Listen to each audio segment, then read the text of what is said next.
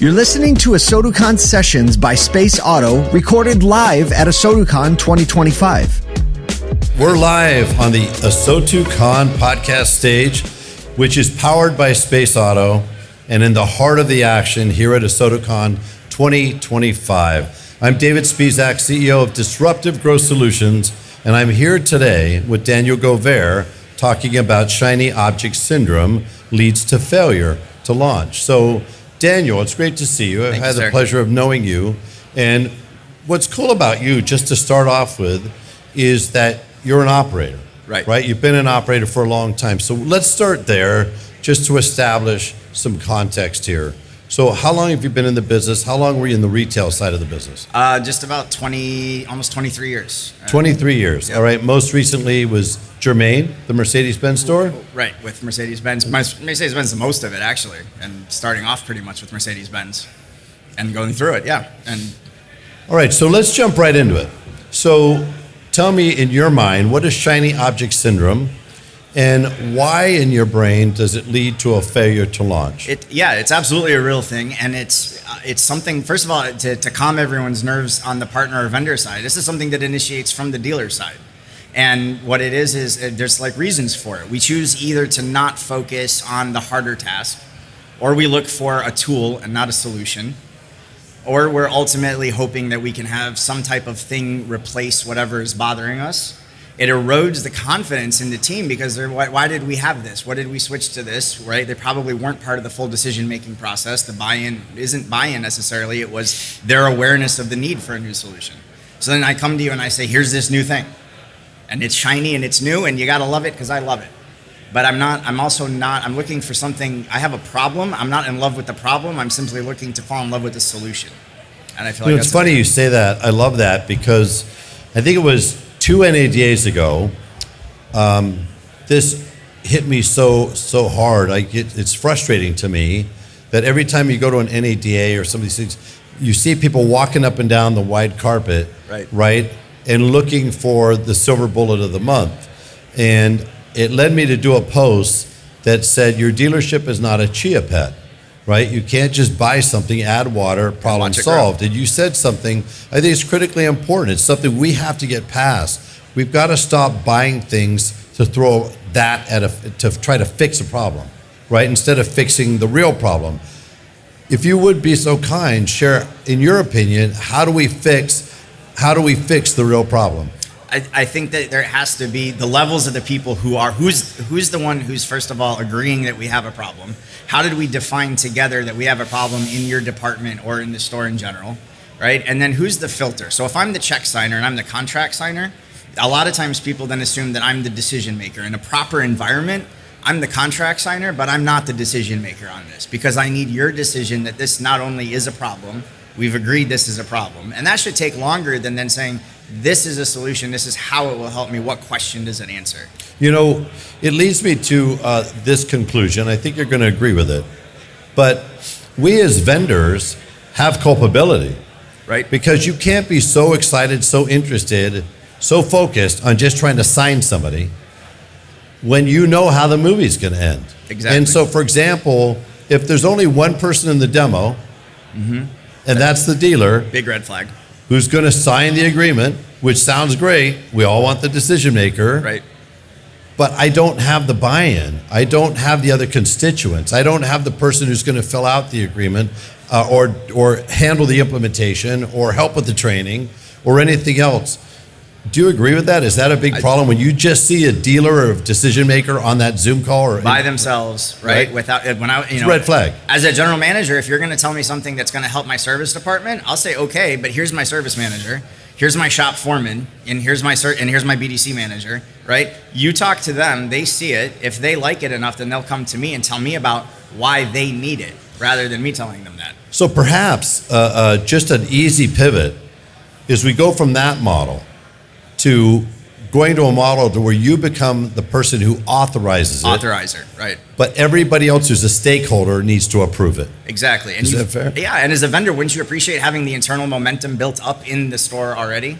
Saying like, this is something we need, this is an answer, absolutely. Like we've been looking for something like this, you are the answer to something.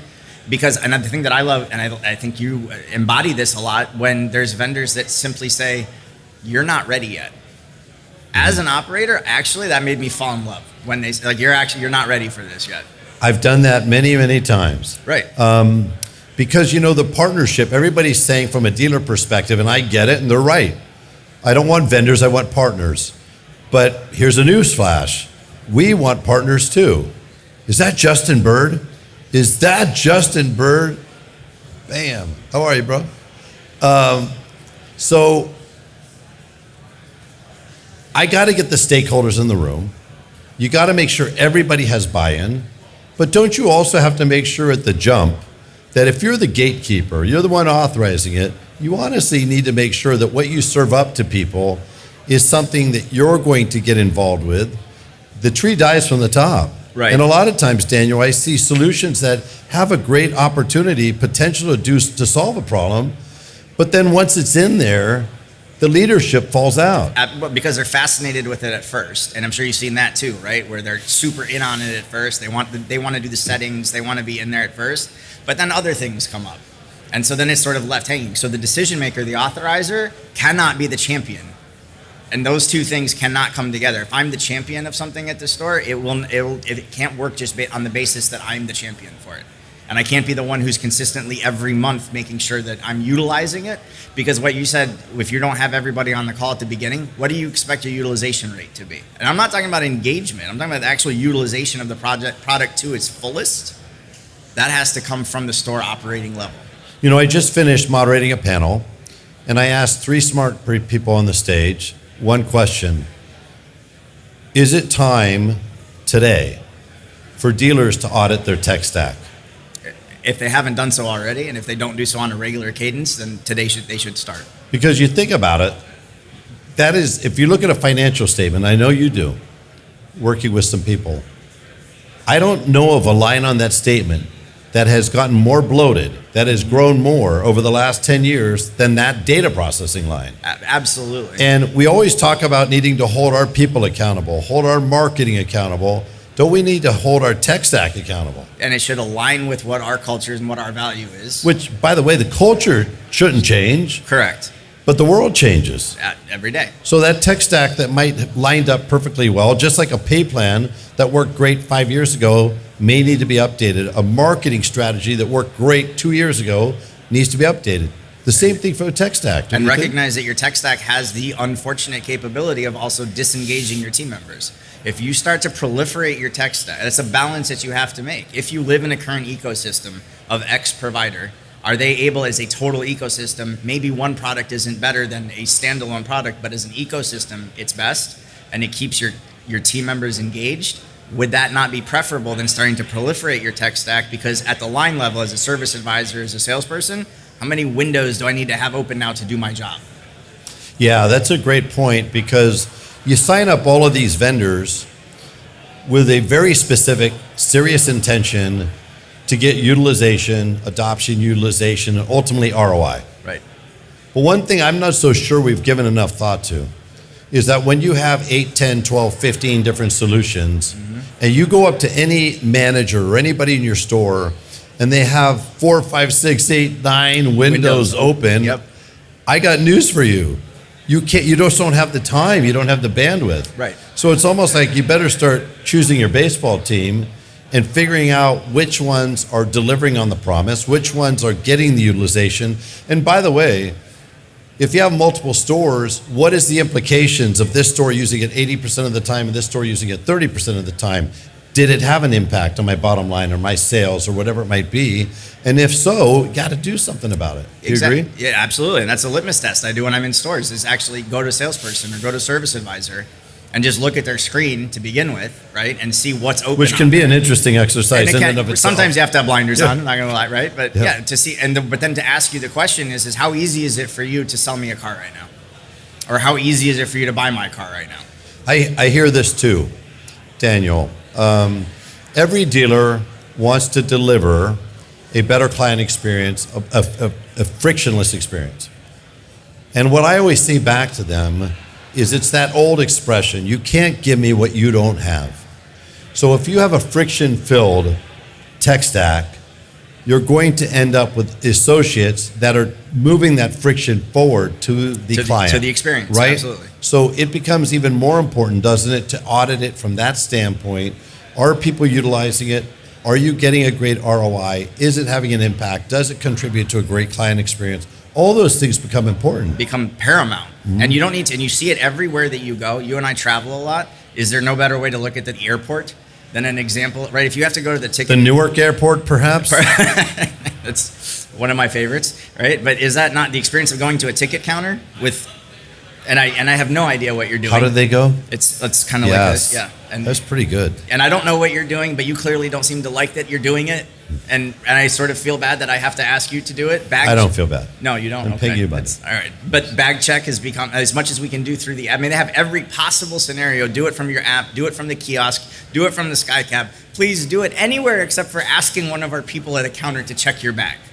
Because they don't like doing it. It's a problem. They print out these giant long things. You're waiting in line for it. Everybody's upset. And please, any other way except for doing that. You know, it's remarkable. You bring up such a great analogy because this happens all day, every day, over and over, every airline, every airport, in every city of the world. At some point, somebody should say, I don't know, we should stop the madness. There's got to be a better way. It has to be a better way, right? Because there's a better way that's not only going to positively impact that client, that traveler, but also, frankly, the associate. And we go out and buy solutions specifically with the intention, obviously, of doing a better job with service, parts, helping clients. But a true solution, as you were saying earlier, needs to also be a solution for my associate. The duality of that is something I beat the little drum on all the time. If it's easier for your people, it will be easier for the people to come buy from you. And Daniel, as we wrap up, so you're walking into a dealership now, and walking in, 99% of them are going to have some form of this issue. Right? Some silver bullet in there that they signed up for, some shiny object they signed up for that probably has not lived up to the billing, up to the hype. And frankly, I got to say this. A lot of times, it's not the software's fault. Absolutely. It's not the solution's fault. The solution was a solution. Was a solution. But it's not if you don't use it. Steve, great to see you. Steve Rossler, Drive Centric. Love Steve. Yeah, great That's solution. a great solution. Great solution. I got Sean Asadi out here, Interactive EQ, legendary solution. But you've got to use the solution. One of my favorite quotes, Daniel, a person who has great books and doesn't read them is no better off than a person who can't read. True? Absolutely. It's pretty applicable when it comes to this tech stack. 100%. So tell me, if we walk into a store right now, what's one thing everybody absolutely positively, they leave ASOTU CON, what should they be doing? I want you to see how easy it is for, I said, yes, I want to buy something. I want you to see how easy, the face of the associate and how many keystrokes and mouse clicks they're doing in order to accomplish what you said, which is what we're all here for. How easy is that one task to do it? And is there anything standing in the way from you saying yes to me getting you done? And two, get all of the stakeholders in the room. Get all of them to coalesce and approve it, right? Right. And then and only then you'll authorize it. And the last thing is, once you authorize it, it's coming in as the dealer, as the GM, as the leader. We are committed at that point. All in, all day, every day. Thank you so much. I appreciate you joining. Thank you, sir. See you next time. Thank you, everybody, for taking the time. Appreciate it. Thank you for listening to this ASOTU CON session brought to you by Space Auto. At ASOTU, we're obsessed with uniting people around one big idea, that thriving people are the only path to a thriving and profitable industry. If that resonates with you, head over to morethancars.com to join our email list